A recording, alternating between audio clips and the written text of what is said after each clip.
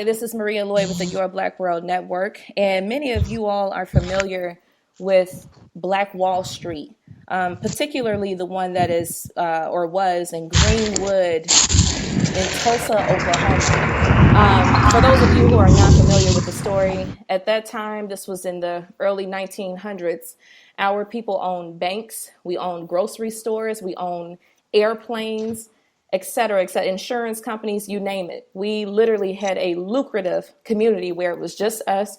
We supported each other financially and otherwise, and we effectively had probably one of the most successful examples of group economics.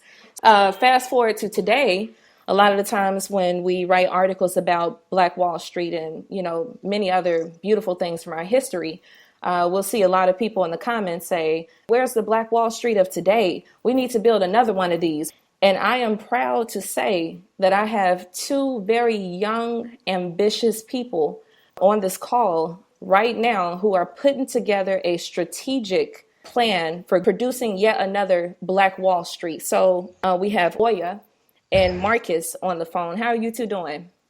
Peace, all is well. Perfect. So if you guys can just go through and tell us about Black Wall Street. I've been calling it Black Wall Street 2.0, but the second coming of Black Wall Street and what you guys are doing and what's the plan. And I'm just going to hand it over to you two. You want to lead off, Marcus? Yeah. Friday morning, I came across an article in the Business Insider for a town in Modus, Connecticut, for sale, and the bidding starting at $800,000. So I said to myself, this might be a perfect opportunity to rebuild Black Wall Street in this town and have a town of our own where we could build schools,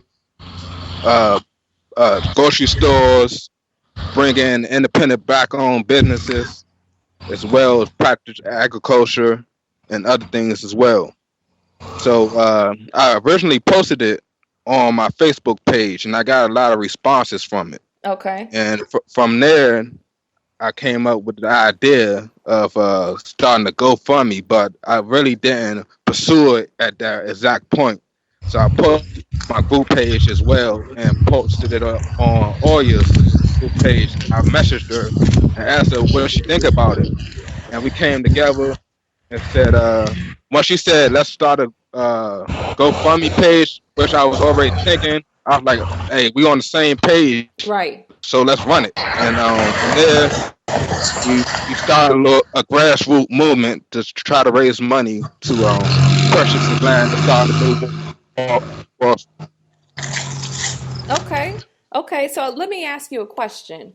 Of course, we have people who believe it's a new day. We don't need another Black Wall Street. We have a Black president. We have Black or not governors, but we have Black, people in Congress. We have Black doctors. We have Black attorneys. There are people who think we are in a post-racial society. So to those people, what do you say? Why is this important? Why is it important that in 2014 and beyond, we have another Black Wall Street? Because at the point, even though we have all those achievements, we're failing economics. We're at the bottom of the barrel on economics and group economics and business as well. Mm-hmm. So this is a very important thing that we have to bring up Black economics and to put Black wealth back on the market. I'm sorry. And to support each other business wise, because we don't understand that we spend $1.2 trillion a year, and only about 3 or 4% of that $1.2 trillion go to Black businesses. So it's very important that we bring up our economic in this country. Now, Oya, what do you have to say about that? Why do you think we need a Black Wall Street in 2014? Overall, like you said, we are economically we're at the bottom, and I believe it's deeper than just Black economics. When you get to the root of it, they've separated us so much as when we see another black person or even our neighbors that we don't build a relationship with our own people to be able to go and practice group economics. So this is also letting us get to know each other, build with each other, and understand that if somebody, just because you shop from a black-owned business doesn't mean that ultimately you're supporting us, because we live in white supremacy every single day. If you try to do anything without a white person's help, I would like to see how far you get. So that brings in the topic of black economics, basically. So Okay. So let me ask you this. The GoFundMe campaign kicked off. Marcus told us how that got started. To date, you guys have over $3,000. And I know when we started talking, Marcus, you brought up the fact that, this bid is starting at $800,000. This is $800,000 for an entire community. It's like a brand new start. So we have less than what? I think we have about how many days we have left until the campaign comes to an end? Probably 5 more days. Okay. But yeah, we have. even if we don't achieve this goal to achieve this property that we're seeking, we are in the works of looking into other states and towns as well. So we're going to manifest Black Wall Street no matter what. So we need to keep supporting us and keep having faith in us, and we're going to try to make it happen. Okay. So let me ask you another question. With Black Wall Street, have you guys figured out how it will be police? I mean, I guess we can kind of segue a little bit into the conversation about police, and given the tragedies that have occurred over the last few months, really. When we think about Ferguson, Missouri, and we think about all of these other communities, Oscar Grant over in California, who was killed by a police officer, and so many other instances of black people being basically just slaughtered like pigs by police officers. How do you see that this Black Wall Street, the second coming of a Black Wall Street, how do you see that will change anything, if at all? How will that change the dynamics of black people and having to deal with law enforcement? I'm sorry, I couldn't hear the last statement you had mentioned. Can you repeat that for me? Yeah, no problem.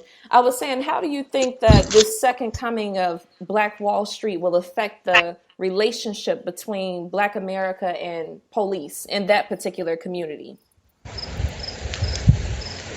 In this particular community, I want to say we want to police ourselves and protect ourselves and protect our own businesses. I want to promote legal firearms and protection of our property and our resources as well. Try to have our own independent security and our own independent police force in our town. And as far as it's affecting America itself, it will show them that we're going to hold our own. Okay. Communities back for forefront of American economics and society. And I'm sorry, what was that, Marcus? It cut out just a little bit towards the end. And that we will put economics back in the forefront of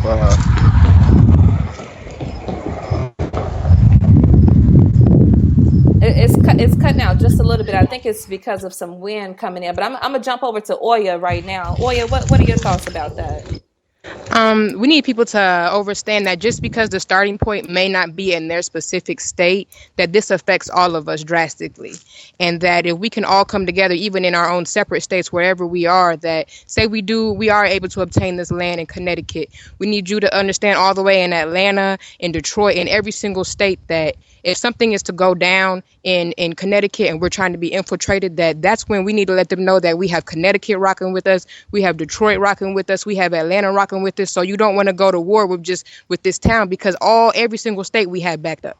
Because overall, the goal is going to be to spread this nationwide. We're not just focused on this one state and this one starting point. And I don't want people to get deterred by that or get discouraged. Like, well, why can't we start it here? Why can't we start it there? Like, if you can reach out to us and show us other towns that are abandoned, then we have no problem looking over that. But overall, it does not matter the starting point. We need to come together collectively as a nation, as a Black nation, and know that if you mess with one of us in this state, then all the entire states are going to come for you. Okay. Now, on the building of a Black nation, oftentimes whenever we have Black people who express pride in being Black, for example, Minister Farrakhan, Reverend Jeremiah Wright, and so many others. I mean, I can go down the list of influential people in the Black community who, when they've gone public and expressed pride in being Black, they're oftentimes revered as being racist. What do you say to people who think that being prideful in your race is a form of racism? Like I've said before, when we walk outside every single day, we're living in white supremacy. They have grocery stores, they have mini malls. Everything that we walk outside, majority of it is owned by Europeans. So they don't have to scream white power, white supremacy, because we live in it completely. So we've had a few people reach out to us and say, well, why not make a better neighborhood for all of us? Why do you have to, what about the Europeans and the white people and things like that? This is not about them. Like, we don't have anything. We own absolutely nothing. The houses, exactly. The cars, everything is owned by the banks. So just for them to blindly view that as racism just lets us know that they're either using their white privilege shield or they're undercover racists themselves. Exactly. And racism really deals with economics. And right now, Black people don't have any economic power structure. So for us to not have any economic power structure, you can't play that race card. Mm-hmm, right. Mm-hmm. Okay. So now I'm going to jump on to social media because, a lot of, Malcolm X and Medgar Evers and so many other of our Black leaders did not have social media. And I can only imagine what they could have achieved if they had social media. I mean, they didn't even have cell phones. And look at how many amazing accomplishments they, were able to create or attain as a result of just getting out and doing the footwork and spreading the word amongst the people, the community. So, Oya, I watched the video that you recorded, and you brought up the topic of Facebook revolutionaries. Could you kind of expound upon what exactly is a Facebook revolutionary? I don't want to just leave it at Facebook. I'm going to leave it at Instagram, any social media network that you're on. If you're consistently talking about what the problem is and you have no solution and you're not working towards a solution, then you're just a keyboard warrior. You're just doing nothing but talking about the problems. And we all know we have problems in the Black community. There's a million and some problems in the Black community. But if you cannot back up everything you just said with a solution, then ultimately you're not ready for a revolution, because it starts with just one person. Mm-hmm. Okay.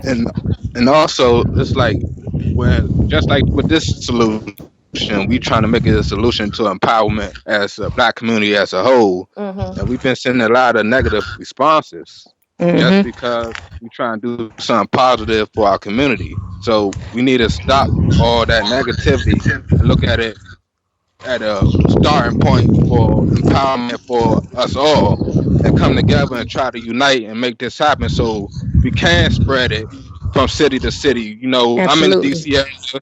It's a Black community. New York, a Black community. Miami, Atlanta, Los Detroit. Angeles. Detroit. We can spread it all around across the nation, but we got to start at some point in some place. Okay, and I just have a couple of questions left here because I know both of you all are very busy. I wanted to ask you, Oya. There has been with the Black feminists, we've seen a lot of traction picking up as of recent, and a lot of what I've noticed, just from my own point of view, what I've noticed, one of the complaints has been is that Black women do not get enough credit for their involvement in the revolution. And that goes from, way back when, even during the civil rights movement, Black women were not really as recognized or even sought after for leadership like our Black men were. So how important was it for you as a Black woman to work alongside or work with Marcus to put something like this together? To be honest, it wouldn't matter if it was another woman or another man to me. I feel like feminism is just another tool that they use to separate us and divide us. Yeah. And overall, we need balance. We need a Black man and we need a Black woman, period, even just to procreate and bring forth new life. And this is new life, the new Black Wall Street movement. So all that feminist, and I'm proud to be a Black woman, but I feel like when you start to use the word feminist, then you're excluding the Black man. And you wouldn't be where you are without a Black man. I wouldn't be where I am without a Black man. We need both of us. We need to stop trying to tear down each other and make one of us seem more superior than the other, when in all, we are balanced. We are equal. And Marcus, it sounds like you wanted to add to that. Oh, no, I agree with everything. She spoke the words right out of my mouth, truthfully. Okay. And so last but not least, I wanted to ask you all, as we see the world changing around us, the emergence of technology is just changing at lightning. I mean, at the speed of light almost. It seems like we have all these new tools on our phone. I mean, we can do more with our phones now than we can with our laptops sometimes. It's really mind-boggling. So in what way do you think that we can use this technology not as just a consumer, but as a revolutionary, as a leader, as a Black leader? In what ways can we use this evolving technology to make a positive change in our community? That goes back with the continue to network and promoting the revolution. That's what, because with social media, you may have a lot of followers, but we're not saying anything positive, trying to change a person's frame of thought, and you really ain't using it as a tool to create positive. And Oya, you sound like you were gonna chime in too. That goes as far as like the Facebook revolutionaries as well. Whenever this first came out, I don't know what year Facebook or Instagram came out, but if however long you've been conscious or awake or just been active in your own communities trying to be proactive and positive, if you have not been using this as a platform to build with other Black-owned businesses or just even Black people in general, then you're using it in the wrong way, period. We're supposed to be trying to pull together group economics, in our own communities to start with. This is how we reach out to each other, people that we don't know, people in other states. Could be nationwide, but we mostly use it to bash each other and put up funny videos of what we see each other doing wrong. And you just have to use it as a positive tool. Okay. And so on that note, I do want to ask you guys, when we talk about networking and building, if someone wants to get in touch with both of you and have a very direct, impact or have some type of voice to add to what's going on, what you guys have organized, how can they get in contact with both of you? Well, my Instagram is Black World Orders, Black_World_Order. My Facebook is Malcolm Garvey Huey. My email is blackworldorder@aol.com. And the email for the fundraiser is Connecticut.town2015@gmail.com. So you can reach me at any one of those. Okay, could you repeat that email address one more time, Marcus? It sounded like it cut out a little bit. Connecticut.town2015@gmail.com. Okay. And my personal email is blackworldorder@aol.com. Okay. What about you, Oya? My Facebook is Oya, OYA, and Tefshu, TEFSHU. My Instagram is Black Soul Healer. And like you said, the email that we mutually use is Connecticut.town2015@gmail.com. And my personal email is themothershipconnection.2014@gmail.com. Okay, perfect. Well, first of all, I just want to say once again, and I know I've probably said this before we press record, but I just want to thank both of you, not only for participating in this interview, but also putting this together. You know, everybody talks about wanting solutions, and I tell people all the time, the solutions are where you're looking. You know, if you have not heard of any solutions, that means that you're not looking in the right place. You're not affiliated with the right people. So I just Right. want to thank you all so much for bringing yet another solution to the table. And also, I would like to thank people like Dr. Claude Anderson, Dr. Boyce Watkins. Those two come Absolutely. to mind when we think about group economics and the importance of, financial literacy in Black America, and just us pulling our resources together to push our people forward. So again, thank you, thank you, thank you. And before we get off, Uh-huh. you mentioned Dr. Claude Addison. I actually tried to reach out to him for this project we're doing. So hopefully he hear this and reach back at me, and we could use some of his expertise to make this happen. Absolutely.